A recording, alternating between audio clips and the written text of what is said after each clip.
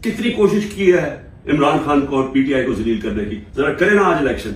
मैं चैलेंज करता हूं कि सारी इनको एम्पायर इनको दे दें, इलेक्शन करवा दें। क्यों डर रहे हैं इलेक्शन से? क्योंकि आप जो मर्जी कर लें, जब अवाम के दिलों में एक नजरिया आ जाता है, आइडिया आ जाता है, आप उसको शिकस्त नहीं दे सकते। कि दुबई में जो इस मुल्क के नामवर बड़े बड़े डाकू हैं, वो सारे मिलकर दुबई बैठे हुए हैं और फैसला कर रहे हैं पाकिस्तान के मुस्तकबिल का। ये है मायूसी। ये वो लोग हैं जिन्होंने 25 साल एक दूसरे की करप्शन कौम को बताई। ये 90 की दिहाई में 2 दफा करप्शन में गवर्नमेंट्स गई और एस्टेब्लिशमेंट ने इनको गिरवाया, क्योंकि इनकी करप्शन, ये करप्शन कर रहे थे। इनकी करप्शन के चर्चे पहली दफा है, सारे माल पता चला। फिर ये हुदैबा पेपर मिल के अंदर आया कि शरीफ खानदान कैसा पैसे मुल्क से बाहर निकाल रहे थे। दोनों मुल्क से पैसा चोरी करके बाहर लगा रहे थे, ये इल्जाम थे इन पे। उनको हटाया, जनरल मुशर्रफ आए, उन्होंने इनकी करप्शन बताई दुनिया को कि इन्होंने कैसे मुल्क को लूटा और फिर एनआरओ दे दिया। 10 साल फिर लूटा इन्होंने। अब वो लोग आज बैठ के, जो मुझे लोगों ने वोट दी थी, इनको इनसे तंग आके वो आज मुल्क के मुस्तकबिल का फैसला कर रहे हैं। ये है मायूसी। यही मुल्क की एस्टेब्लिशमेंट ने इनकी चोरियां बताई हैं।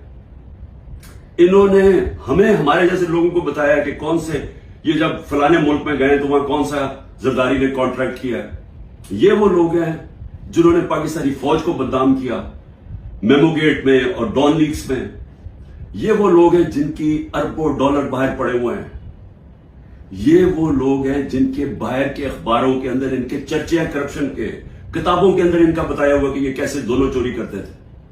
ये आज सारे मिलके बैठ के मुल्क की मुस्तकबिल का फैसला कर रहे हैं।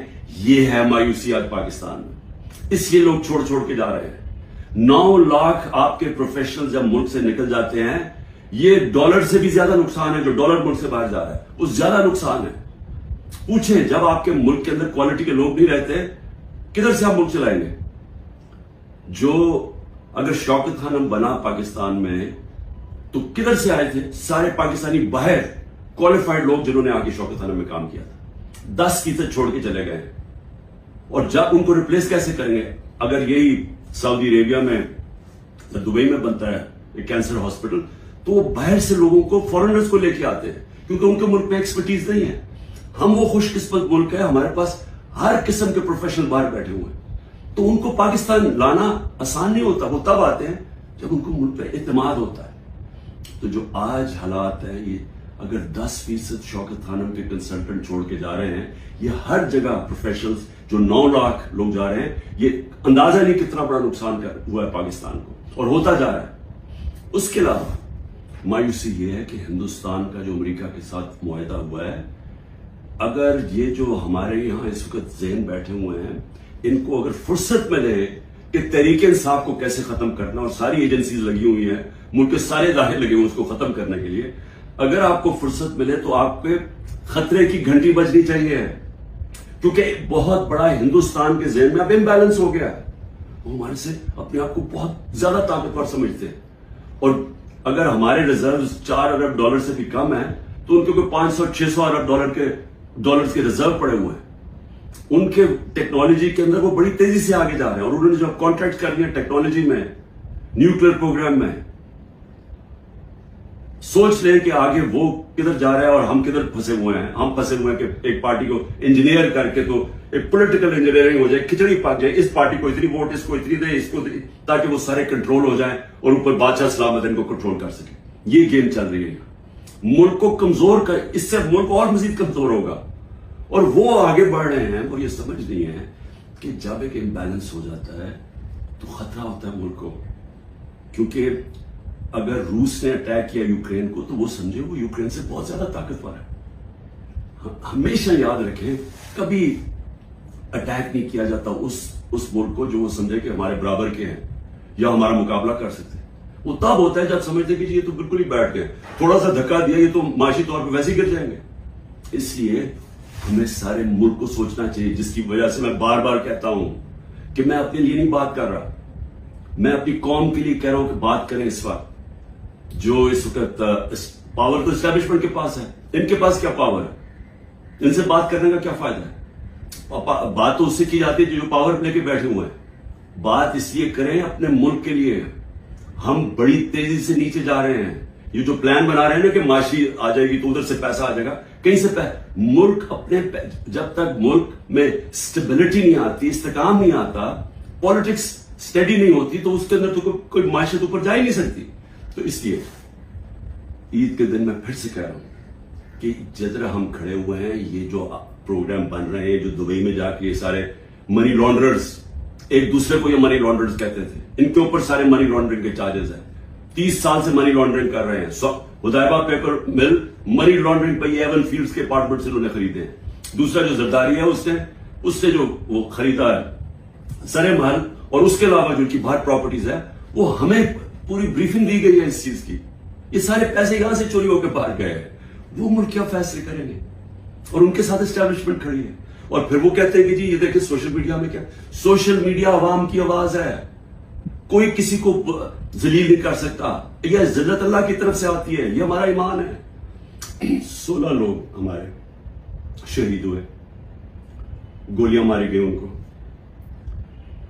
9 مئی کے بعد. کوئی ان کی بات ہی نہیں کر رہا کہ 16 لوگ جو کنفرمڈ ہمارے پاس ہیں جن کی شہادتیں ہوئی ہیں. اس کے علاوہ 9 اور ہیں، لیکن ہم اس لیے کنفرم نہیں کر سکتے کہ ان کے جو گھر والے ہیں وہ چھپے ہوئے ہیں. یہ جو دہشت اور یہ جو خوف کی فضا بنائی ہوئی ہے وہ چھپے ہوئے ہیں، اور وہ کنفرم نہیں کرتے، بولتے بھی نہیں ہیں. یہ 16 کا تو کنفرم ہے. 25 کو گولیاں لگی جس سے شہید ہوئے.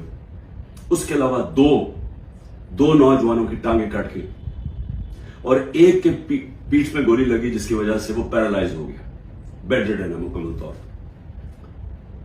کوئی انویسٹیگیشن نہیں ہوئی، کوئی نام نہیں لیتا. بلڈنگ جلی، میں خود کہتا ہوں کہ ان کے جنہوں نے بلڈنگ جلائی ان کے خلاف ایکشن لینا چاہیے. انہوں نے جرم کیا.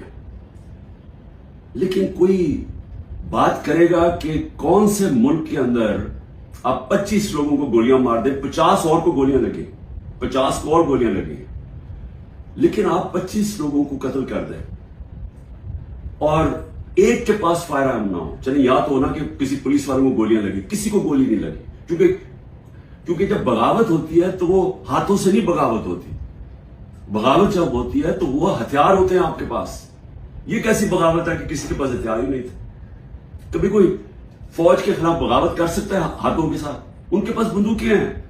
ہماری ماشاءاللہ دنیا کی تکڑی ترین فوج ہے. تو اس کیا ہم نے بغاوت کرنی تھی؟ یہ ان لوگوں کو نہاتے لوگوں نے جا کے فوج پہ چڑھائی کر دینی تھی. پرامن احتجاج کرنا جو ہمارا حق ہے. آئین کوئی پاکستان کا ایسا علاقہ نہیں جدھر ہمیں اجازت نہیں ہے پرامن احتجاج کرنے کی. برطانیہ کے اندر جو سب سے ان کی مقدس جگہ ہے وہ ان کا پرائم منسٹر کا ہاؤس ہے، 10 ڈاؤننگ اسٹریٹ.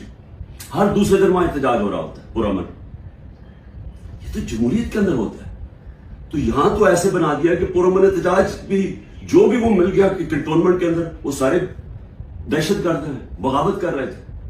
لیکن کسی نے ابھی تک نہیں، 40 دن ہو گئے ہیں، یہ نہیں پوچھا کہ یہ بھی پاکستانی تھے جو 25 لوگ ہیں جن کی 16 کی کنفرم شہادتیں ہیں.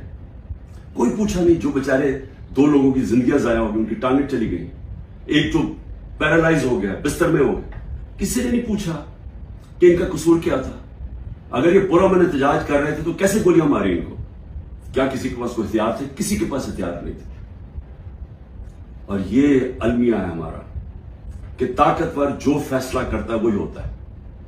طاقتور نے فیصلہ کیا کہ جناب یہ بغاوت انہوں نے کیا ہے، ان کو مارو. کسی نے نہیں پوچھا کہ ایک مہذب معاشرے میں کیا دوسرے کو بھی وقت ملتا ہے اپنی صفائی پیش کرنے کا. پھر صحافیوں سے جو ہو رہا ہے، عمران ریاض غائب ہے، ابھی تک کوئی پتہ نہیں کدھر ہے. 40 دن ہو گئے، ان کے گھر میں بچے ہیں، بیوی ہے. وہ کیا اس کا کیا جرم تھا؟ کیا اس نے بھی بغاوت کی تھی؟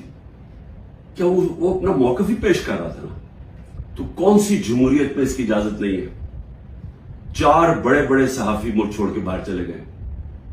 ایک نے ابھی اعلان کیا ہے، پرانا 50 سال پرانا صحافت کرتا ہے کہ جی میں اب سیاست پہ بات ہی نہیں کروں گا. تو یہ کیوں اتنا خوف ہے؟ کیوں اتنا خوف ہے کہ دوسرا موقف نہ پیش ہو جائے؟ क्यों मीडिया के ऊपर पूरा कंट्रोल कर लिया है कि सारे मीडिया का मुंह बंद कर दिया।